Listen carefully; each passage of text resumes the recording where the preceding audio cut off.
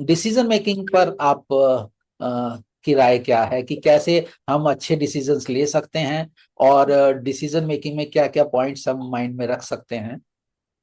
तो बहुत important life skill है मेरे हिसाब से डिसीजन मेकिंग। मैंने बहुत मतलब कई सक्सेसफुल लोगों को भी देखा है जो कि एक राइट टाइम पे राइट डिसीजन नहीं ले पाते, और इससे ना केवल वो जिस चीज पे डिसीजन लेना था वो स्पॉइल होता है, बट उससे एक ओवरऑल उनका टेम्परामेंट इतना डाउन और लो कॉन्फिडेंस वाला हो जाता है, बिकॉज वो एक कंफ्यूजन की स्टेट में रहते हैं। सो डिसीजन मेकिंग के लिए दोनों ही चीजें इंपॉर्टेंट हैं, एक राइट टाइम भी, मतलब एक डेडलाइन जिसके अंदर उसे लेना चाहिए, और एक उसकी क्वालिटी भी। ये नहीं कि बस लेने के लिए आप डिसीजन ले लेंगे, बट एक राइट डिसीजन भी होना जरूरी है। तो मैं अपनी लाइफ में किसी भी पर्सनल और प्रोफेशनल चीज के लिए दो मेथड्स मैंने रखे हुए हैं, इसको मैंने अपनी बुक में भी मेंशन किया है। First is the elimination approach. कई बार हम सीधा नहीं डिसाइड कर पाते कि मतलब कौन सा डिसीजन हमारे लिए सही रहेगा, तो लेट से हमारे पास 3 या 4 ऑप्शंस हैं, तो हम एलिमिनेट करते जाएं कि कौन सा हमारे लिए अभी वाइबल या पॉसिबल नहीं। वो वजह कुछ भी हो सकती है वाइबल और पॉसिबल ना होने की, बट हम अपने करंट सिचुएशन के अनुसार उन ऑप्शंस में से एलिमिनेट करते रहें, और फाइनली जो बचे वो हमारा फाइनल डिसीजन। दूसरा एक मेरे तरीका जो मैंने रखा हुआ है, that is the least problematic as a human being. और आज की जनरेशन की तो अगर मैं बात करूं, जिन स्टूडेंट्स के साथ हम लोग डील करते हैं, और ये आगे यही वर्किंग जनरेशन भी होने वाली है, तो इनके लिए तो मतलब इनको विदाउट इनपुट आउटपुट चाहिए, कि मेहनत लगे ना, एफर्ट लगे ना, और आउटपुट हमें बस मिल जाए वर्ल्ड क्लास। तो उनके लिए लीस्ट प्रॉब्लमैटिक अप्रोच है कि जिसमें बहुत ज्यादा प्रॉब्लम नहीं है, बहुत ज्यादा आपने कुछ कंट्रीब्यूट नहीं करना, और फिर भी आपका एक रीजनेबल आउटपुट आपको मिल जाएगा। तो जो भी आपको करंट ऑप्शंस में से एक लीस्ट प्रॉब्लमैटिक लगे वो आप चूज कर लीजिए, but the end point of decision making is decide, at least take the decision at the right time, because otherwise it will create a sort of fear or panic on you।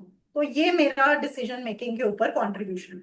बाकी आप मेरे से ज्यादा experienced और learned है, तो आपका भी मैं विचार इसके ऊपर जानना चाहूंगी। नहीं नहीं, ठीक है। आपने बिल्कुल वो एलिमिनेशन अप्रोच, जब आपके पास 5-7 ऑप्शंस आती हैं तो हम्म। उसमें से आपको एलिमिनेट करना है कि ये वाला चीज नहीं है, ये वाला नहीं है, ये वाला नहीं है।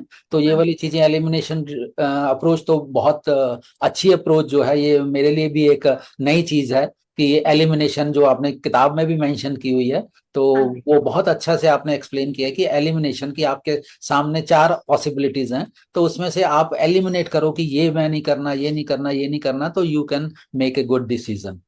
और एक और इसमें जो एस्पेक्ट आ जाता है, जो अगर मेरा व्यू पॉइंट है कि what do you want in life. बिल्कुल। सबसे पहले अगर आप की चाह क्या है, तो वो डिसीजन आपका जो है अकॉर्डिंगली जो है, आप डिसीजन लेने में आपको इजी रहेगा। बिल्कुल। अब मैं अगर सीधी सी बात अगर ये करूं कि डिसीजन मेकिंग के लिए, वैसे तो डिसीजन मेकिंग में एक बहुत बड़ा, आप मेरे से एग्री करेंगे कि डिसीजन मेकिंग एक बहुत बड़ा चैप्टर है। अगर मैं कहूं कि पूरा सेशन हम डिसीजन मेकिंग पे एक ले सकते हैं, तो हाँ उस जी। डिसीजन मेकिंग पे सबसे पहले ये आ जाता है कि आप ऑब्टेन एडिक्वेट इंफॉर्मेशन। हम्म। कि अगर आपने इंफॉर्मेशन पूरी ली हुई है, तो हम्म। एडिकेट इंफॉर्मेशन का मतलब ये नहीं कि 2 जनों से पूछा तो वो इंफॉर्मेशन हो गई। हम्म। क्योंकि अगर हम ये देखें, अगर आपने इलेक्शंस को अगर आप फॉलो करेंगे, तो जब भी हैं तो हमारे कुछ ना कुछ पोल्स आते हैं। हम्म। आपने देखा होगा कि पोल्स जो होते हैं, तो वो ऐसा नहीं है कि अगर दिल्ली में ये पर्सन जीतेगा तो वो 4 लोगों से पूछ के बता देते हैं कि ये लोग जीतेगा। तो सर्टेन नंबर ऑफ पीपल का वो थ्रेश होल्ड है कि एटलीस्ट वो थ्रेशोल्ड जब तक वो पार नहीं करते, तो तब तक वो मेकआउट नहीं करते कि कौन जीतेगा कौन हारेगा। हम्म। वो हो सकता है 2000 का नंबर हो सकता है 5000 का हो सकता है 40,000 का नंबर इलेक्शन के लिए। तो हम्म। तब वो मेकआउट करते हैं कि हाँ जी, किसके चांसेस हैं जीतने के। राइट। तो अकॉर्डिंगली जब हम डिसीजन लेते हैं, तो जब हमने डिसीजन लेना है, तो हम भी सारी इंफॉर्मेशन तो पूरी ले लें। हम्म। मैंने आपको बताया कि अगर ये वाली ये चीज मुझे लाइफ में चाहिए, जैसे मैंने अभी थोड़ी देर पहले बताया कि फाइनेंशियल गोल्स हैं मेरे, हेल्थ के गोल्स हैं मेरे, अगर पर्सनैलिटी डेवलपमेंट के गोल्स हैं, रिलेशनशिप के गोल्स हैं, तो ये गोल्स मेरे क्लियर होंगे, तो उसके लिए अगर मुझे डिसीजन लेना है तो पहले मैं एक्वायर करूं एडिक्वेट इंफॉर्मेशन। और दूसरा जो मैं मानता हूं वो होता है कि जब भी हम डिसीजन देते हैं तो लिसन टू बोथ साइड्स।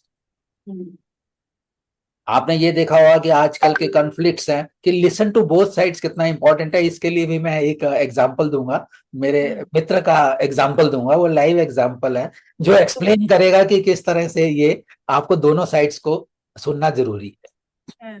अब मेरे मित्र ने मुझे वो बात बताई, वो बोलता है कि मेरी वाइफ और मेरी मदर दोनों में कन्फ्लिक्ट है। क्या कन्फ्लिक्ट है? मेरी मदर कहती है कि मैं अपने बेटे को ज्यादा जानती हूँ, अच्छा। मेरी वाइफ कहती है कि मैं अपने बेटे को ज्यादा जानती हूँ। तो दोनों कन्फ्लिक्ट हो रहा है और मैं दूर बैठा स्माइल कर रहा हूं। ठीक है, तो अब वो उसका वो एग्जांपल देते हैं कि मुझे जो है मेरी मदर कहती है कि घिया इसको बिल्कुल पसंद नहीं है, घिये की सब्जी तो खाएगा ही नहीं। और घिये की सब्जी मतलब वाइफ कहती है घिये की सब्जी इसको पसंद नहीं है तो घिया तो ये बिल्कुल ही नहीं खाएगा, और मदर कहती है नहीं घिया बड़े शौक से खाता है। तो अब बताओ, अब अगर मैं पूछूं कि कौन गलत है, कौन दोनों में से एक गलत है एक ठीक है, आप बताइए कि दोनों में से कौन ठीक है कौन गलत है? तो मैंने जहां तक सुना और समझा है, वो अपने बेटे की बात कर रही हैं और वो अपने बेटे की बात कर रही नहीं हैं। नहीं बेटे नहीं, मतलब अच्छा। मैं ये कह रहा हूं कि वाइफ वाइफ, वाइफ अपने हस्बैंड की बात कर रही है। हाँ वाइफ कह रही है अपने हस्बैंड को कि मैं हस्बैंड को अच्छी तरह जानती हूँ, अच्छा, ओके। ये घिया तो खाते ही नहीं है। अच्छा। और मदर कह रही है कि मैं अपने बेटे को अच्छे से जानती हूँ, ये हाँ। तो कुछ भी खा लेता है, घिया दो सीताफल दो सब खा लेता है। मुझे लगता है कि मदर के हाथ का बना हुआ खा लेते होंगे और वाइफ के हाथ का बना हुआ नहीं खाते होंगे, यही हो सकता है। कुछ भी हो सकता है, लेकिन हाँ। उसमें एक रीजन ये वाला है कि हस्बैंड को पसंद तो नहीं है, ना हाँ। सीताफल पसंद है ना घिया पसंद है, अच्छा। लेकिन सवाल ये है कि जब मदर देती हैं तो आउट ऑफ रिस्पेक्ट वो बोल नहीं पाता हाँ। कि हाँ जी मुझे ये पसंद नहीं है, वो आराम से खुशी खुशी जो है खा लेता है। सही बात। आउट ऑफ रिस्पेक्ट वहां एक एक्शन ले रहा है, और एक वहां पे बीवी को तो खुल के बोल सकता है यार ये मेरे लिए मत बनाया कर। तो दोनों ही सही है मतलब। हम दोनों ही सही हैं। तो जब तक हमने व्यू पॉइंट दोनों का नहीं सुना है हाँ। तो तब तक हम जो है डिसीजन लेना, मेरा ये मानना है कि दोनों एस्पेक्ट सुनने के बाद आप देखें। अच्छे स्टोरी टेलर है सर। हर चीज को आप स्टोरी से अच्छा एक्सप्लेन कर देते हैं। तो वो एक है। और फिर एक और जो व्यू पॉइंट है, मैंने जैसे बताया डिसीजन मेकिंग पे तो हम एक पूरा सेशन ले सकते हैं, एक जनरलाइजेशन ना करें। हम्म। कई बार हम क्या है जनरलाइजेशन कर सकते हैं, हम्म। अरे ये तो दिल्ली वाले हैं, दिल्ली वाले तो ऐसे ही होते हैं, ये हरियाणवी, अरे ये तो हरियाणवी सारे ऐसे होते हैं, ये बिहारी सारे ऐसे होते हैं।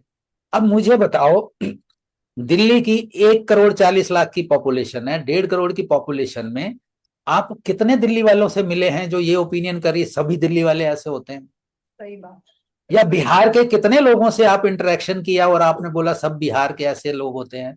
या हरियाणा के कितने लोगों से आप 4 लोगों से इंटरेक्शन करते हैं, और कई बार तो 4 से भी नहीं करते, एक ही से इंटरेक्शन करते हैं और अपनी ओपिनियन बना लेते हैं, और कई इससे भी एडवांस होते हैं। अरे इंडिया में तो ये सब चलता है। हम्म। अब इंडिया की अगर सब, वो तो 140 करोड़ की पॉपुलेशन है, तो इंडिया में तो सब ऐसा ही होता है।